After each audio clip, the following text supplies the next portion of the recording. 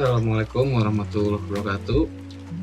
Untuk kali ini saya akan presentasikan tugas perancangan tapak 2, yaitu mendesain lokasi UMKM dari dosen pengampu Bapak Didi Hendarto Subagio. Nah, ini rencana lokasi saya ambil di daerah Kota Bogor, tepatnya dekat air mancur. Ini foto-foto lokasi existing yang telah saya survei langsung ke lokasi.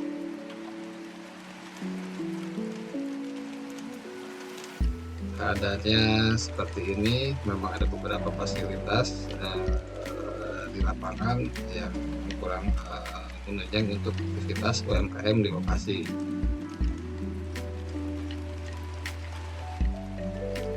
Ini bagian alur pikir dari kerangka acuan kerja, yaitu ada ke lokasi dan pernyataan, kemudian dari lokasi ada analisis non fisik dan analisis fisik.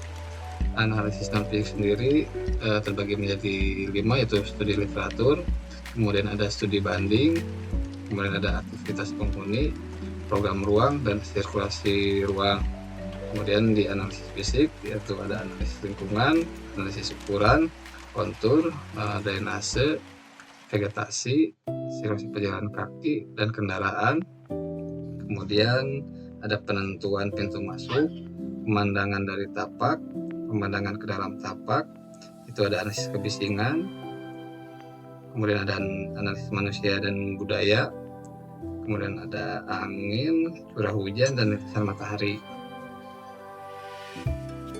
Ini untuk pengertian dan definisi tentang UMKM adalah singkatan dari usaha mikro, kecil, dan menengah yang merujuk pada usaha produktif yang dilakukan oleh perorangan atau badan usaha kecil. UMKM di Indonesia berperan penting dalam perekonomian, menciptakan lapangan kerja, dan mendorong pertumbuhan ekonomi. Berikut ada aspek dari elaborasi, definisi UMKM, peran UMKM, dan kriteria UMKM. Latar belakang: usaha mikro, kecil, dan menengah memegang peran penting dalam perekonomian Indonesia.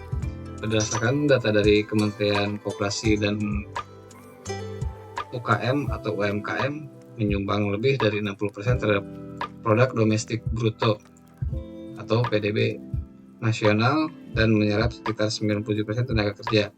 UMKM tersebar di berbagai sektor, mulai dari perdagangan, kuliner, kerajinan, pertanian, hingga industri kreatif. Tujuan: usaha kecil, mikro, dan menengah memiliki peran strategis dalam pembangunan ekonomi nasional. Tujuan utama dari pengembangan UMKM adalah untuk menciptakan usaha yang tangguh, mandiri, dan berdaya saing tinggi, serta berkontribusi dalam pemerataan ekonomi dan peningkatan kesejahteraan masyarakat.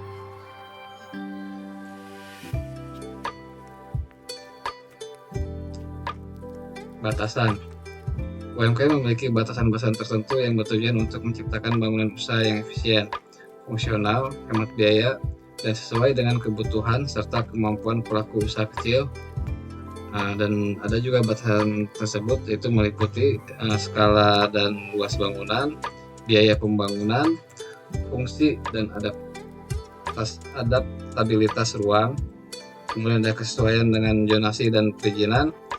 Yang kelima ada aksesibilitas dan konektivitas, dan yang keenam ada standar keamanan dan kesehatan.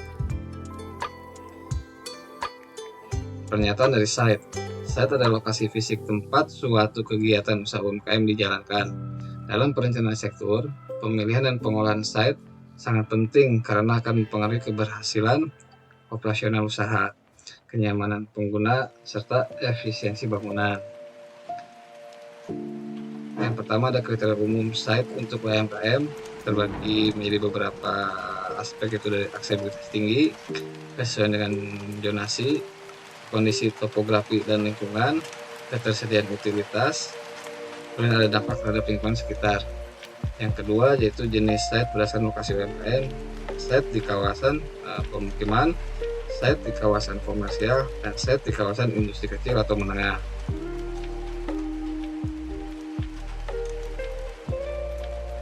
Kemudian ada site yang ketiga itu untuk mempertimbangkan desain site, sirkulasi masuk atau keluar kendaraan dan pejalan kaki, penempatan area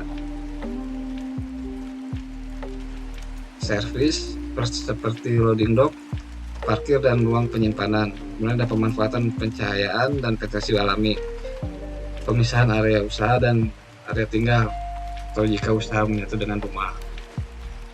Kemudian di sini ada analisis non fisik dari studi literatur.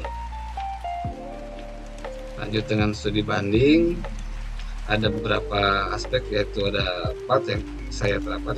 Dari yang pertama itu akses terhadap teknologi dan inovasi, kemudian ada pendidikan dan pelatihan kewirausahaan, yang ketiga ada pendanaan dan akses modal, yang keempat desain fisik dan tata ruang usaha. Nah, ini analisis non fisik, studi banding dari kondisi lapangan yang telah ditinjau langsung ke lokasi untuk mempertimbangkan desain yang akan direncanakan.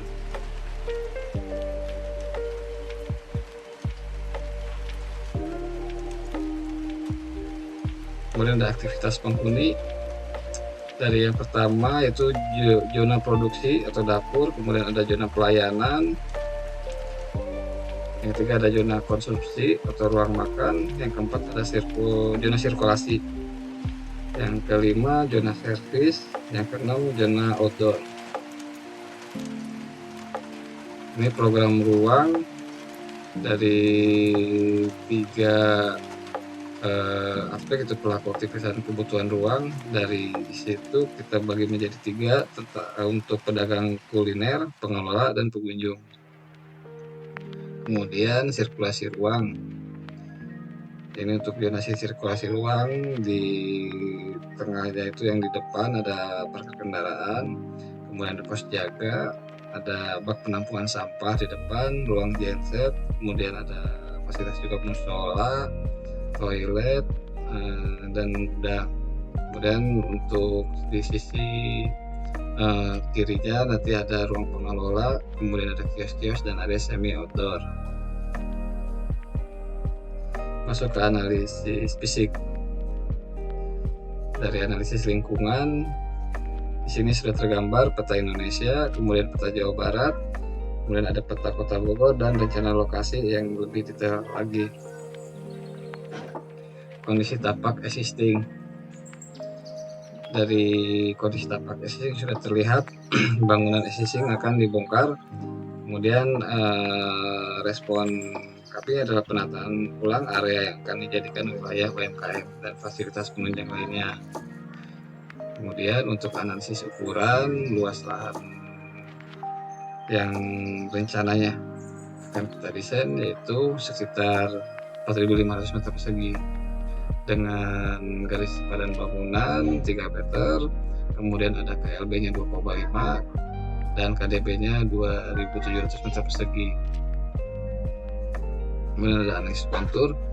Nah, leveling pada kondisi tapak ini lebih tinggi dari jalan raya utama, yaitu Jalan Jenderal Ahmad Yani dan elevasi kurang lebih 1 meter, dan kontur pada area tapak ini sudah relatif datar. Respon terhadap tapak, tidak ada penanganan khusus terhadap tapak existing karena leveling dari tapak existing sudah relatif datar. Untuk notasi garis putus-putus biru dan merah, kemudian ada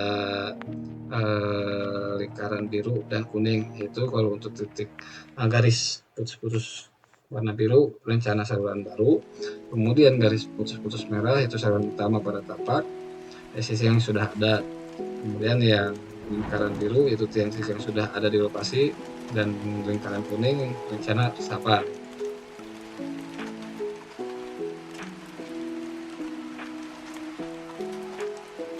Analisis pepohonan atau vegetasi. Pada area tapak ini sudah dikelilingi oleh pasangan pagar, jadi sudah dikelilingi oleh pasangan pagar kecuali area depan arah masuk. Respon terhadap tapak ini pada sisi barat sudah ada pepohonan besar yang dapat meredam suara kebisingan dan akan ditambahkan kembali vegetasi sebagai nilai estetika selain dari meredam kebisingan.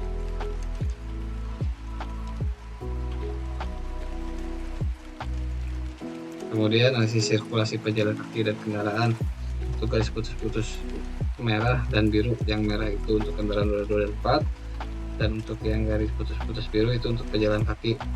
Respon pada tapak ini itu garis merah menunjukkan batas yang dapat diakses oleh kendaraan, dan garis biru menunjukkan batas yang dapat diakses oleh pejalan kaki. Analisis penentuan pintu masuk. Kondisi existing hanya ada satu akses saja, masuk dan keluar digabung.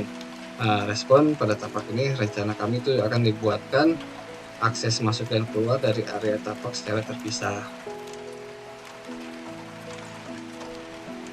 Untuk pemandangan dari tapak ini analisisnya yaitu arah utara ada bangunan dan pepohonan, untuk ke arah timur kebun dan pepohonan, selatan kebun dan pepohonan, barat jalan raya utama dan pepohonan.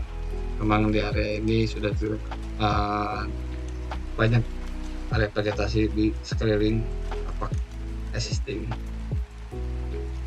Kemudian pemandangan ke dalam tapak bisa dilihat dari sudut utara, selatan, barat dan timur. Di sini sudah banyak pedagang kuliner yang sudah ada di lapangan dan mungkin akan kita tata kembali.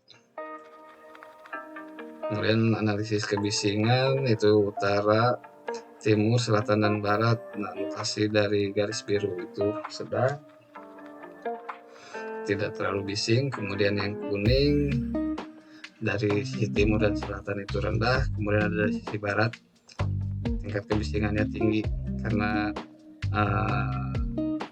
berhubungan langsung dengan jalan raya utama. Pada arah barat terhadap tapak itu untuk kebisingan dapat diartikan kategori tinggi karena bersinggungan langsung dengan jalan raya utama. Dan respon dari tapak ini yaitu penanaman pohon dari arah barat agar dapat mengganggu suara kebisingan yang bersinggungan langsung dengan jalan raya, dan juga sebagai estetika. Kemudian ada analisis manusia dan budaya, akan kita persingkat yaitu dari satu aspek manusia dengan karakteristik penduduk Bogor, kemudian yang poin B-nya perilaku konsumen, dan yang kedua ada aspek budaya yaitu nilai budaya Sunda, dan yang B-nya festival dan kegiatan budaya. Kemudian analisis angin. Respon pada tapak ini itu arah angin di Kota Bogor cenderung konstan ke arah tenggara pada musim kering, sedangkan pada musim basah arah angin lebih bervariasi. Hal ini dipengaruhi oleh angin muson yang membawa uap air. Dengan penanaman pohon di area tapak akan memecah arah angin selain untuk estetika dan meredam kebisingan. Kemudian ada analisis curah hujan. Di sini Bogor dikenal dengan julukan kota hujan karena curah hujannya yang tinggi sepanjang tahun. Curah hujan yang melimpah ini disebabkan oleh posisi geografis Bogor yang berada di kaki Gunung Salak dan dikelilingi oleh pegunungan lainnya. Respon pada tapak ini, nah dari tapak ini akan dibuatkan titik resapan air, kemudian desain bangunan menggunakan bentuk atap yang dapat mengalirkan air langsung dan dapat diarahkan ke saluran. Kondisi tapak existing ini untuk arah matahari. Responnya yaitu sinar matahari berasal dari timur lalu ke barat. Nah, pohon mampu menjadi buffer untuk sinar matahari untuk meminimalisir sinar matahari yang akan masuk ke dalam bangunan. Kemudian ini set plan untuk penataan ulang dari set plan existing. Kita sudah membentuk rencananya seperti ini. Jadi ada area parkir kendaraan roda 2 di depan dan kendaraan roda 4. Kemudian ada kios-kios di belakangnya, dan juga ada fasilitas seperti kamar mandi, kemudian ada musola, ada ruang genset, ada gudang, dan bangunan pengelola dan keamanan. Ini view 1 pada site plan rencana tapak yang akan kita bangun. Kita pisahkan parkir kendaraan roda 2 dan roda 4. Ini tampak dari depan. Ini area pintu masuk ke dalam kawasan. Kemudian ini ada area parkir kendaraan roda 2 dan roda 4. Kemudian ini ada musola sebagai fasilitas penunjang dari kawasan. Kemudian ini untuk parkir kendaraan roda 4 dan ada juga signage dari tempat kawasan. Sini saya tempatkan di depan dengan tulisan teras ABCD. Ini tentatif tentunya. Ini untuk area parkir. Kemudian di sini untuk area dari ruang makannya. Jadi penyajian di kawasan ini saya tempatkan memang 2, satu di sebelah kanan dan kiri pada side tentunya. Ini untuk area tengahnya saya buatkan ruang terbuka agar sirkulasi udara alami dan pencahayaan dapat maksimal. Ini untuk ruang makannya, dan di sisi baratnya itu ada kios-kios. Nah, ini ada ruang makan tertutup dan bisa dijadikan juga untuk meeting point. Jika ada kegiatan-kegiatan di luar untuk komersil atau meeting di luar, ini bisa dijadikan juga. Ini tampak ke arah ruang makan.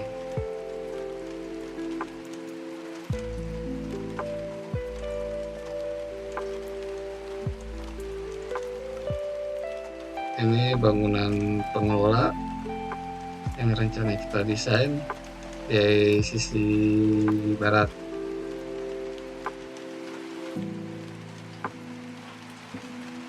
Kemudian ini area parkir yang bisa dilihat dari pintu keluar.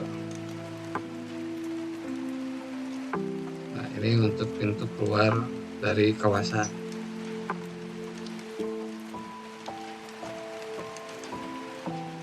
Mungkin saya akan sajikan juga sedikit video renderingnya.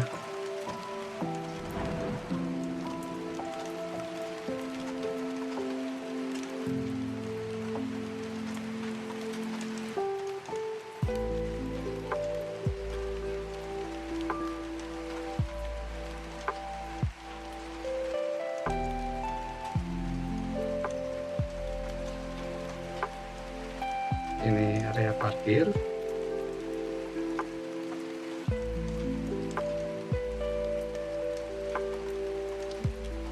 Ini ada musola, toilet, dan ini kios jualan. Nanti ini untuk area makan.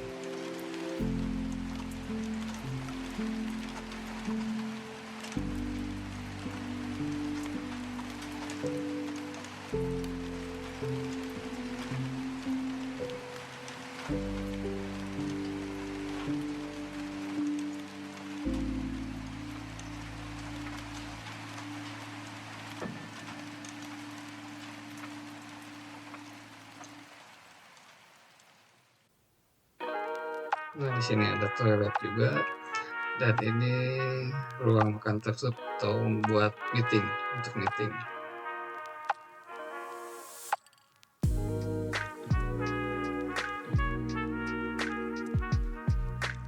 Ada kios-kios sebelah kanan.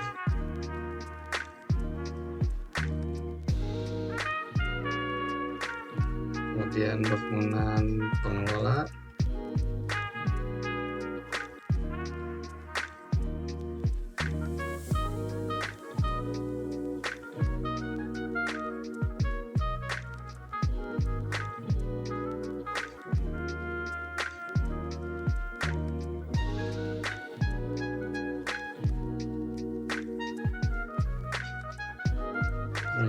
pintu keluar.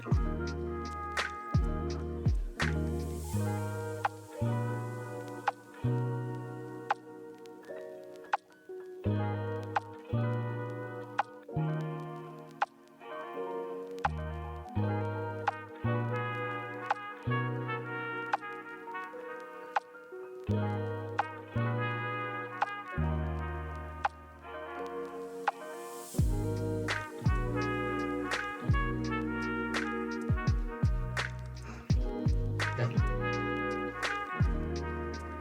Baik, mungkin segitu untuk presentasi tugas saya. Jika ada kekurangan saya mohon maaf. Dan saya ucapkan terima kasih. Wassalamualaikum warahmatullahi wabarakatuh.